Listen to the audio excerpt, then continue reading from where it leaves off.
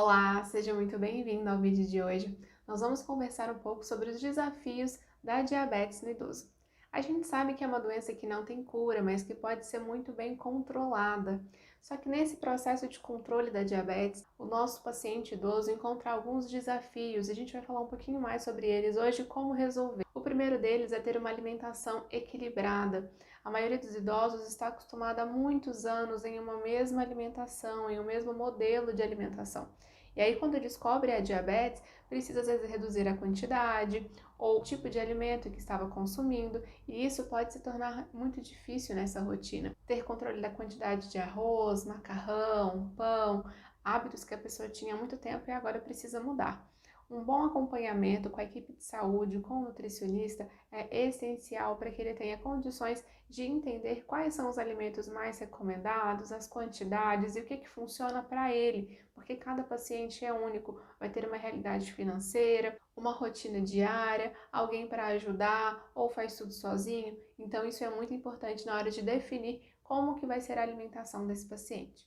Outro detalhe muito importante é que uma das complicações do diabetes não controlado é que esse paciente pode começar a perder a sensibilidade nas extremidades do corpo, que são as mãos, os pés, e quando ele perde essa sensibilidade, ele pode se machucar com mais facilidade, porque ele se machuca e não sente. E os pacientes com diabetes, principalmente quando ela não está controlada, têm mais dificuldade em cicatrizar as feridas.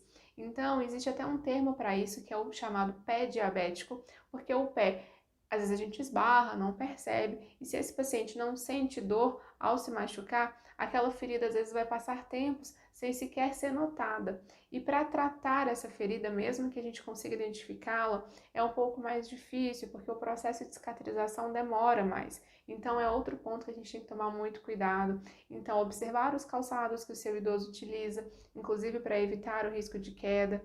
Hidratar bastante o pé para que a pele não fique muito fina e se machuque com facilidade. Então, dar muita atenção aos pés desse idoso é importante. Ficar sempre atento à frequência que esse paciente vai ao oftalmologista, porque a visão do paciente diabético pode ser comprometida muito rapidamente, então também precisa de um acompanhamento para isso. Até porque uma coisa leva a outra, se o idoso não está enxergando bem, ele pode acabar tropeçando, caindo, se machucando e todas as consequências disso que vocês já imaginam. Outro ponto muito importante de ser falado é o caso da hipoglicemia, que é quando a quantidade de açúcar está baixa e ele começa a ter alguns sintomas, como tontura, fraqueza, suor.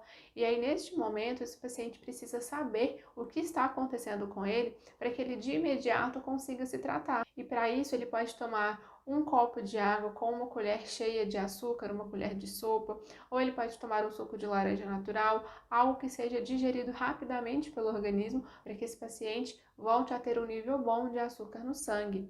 Então, todos esses detalhes que vão acontecendo no processo da doença são muito importantes de serem controlados. E além deles, a gente tem a utilização do medicamento, seja ele em comprimido ou seja ele injetável, que é o caso da insulina, que muitos pacientes diabéticos utilizam. E a gente precisa lembrar que não somente a dose de insulina deve estar correta para aquele paciente, de acordo com a sua realidade, com a alimentação, com todo o processo que foi identificado, a gente tem que entender também que cada etapa da utilização de insulina, desde a parte de armazenamento até realmente a aplicação correta, vão influenciar no tratamento desse paciente. Inclusive, pensando nisso, eu tenho uma novidade para você.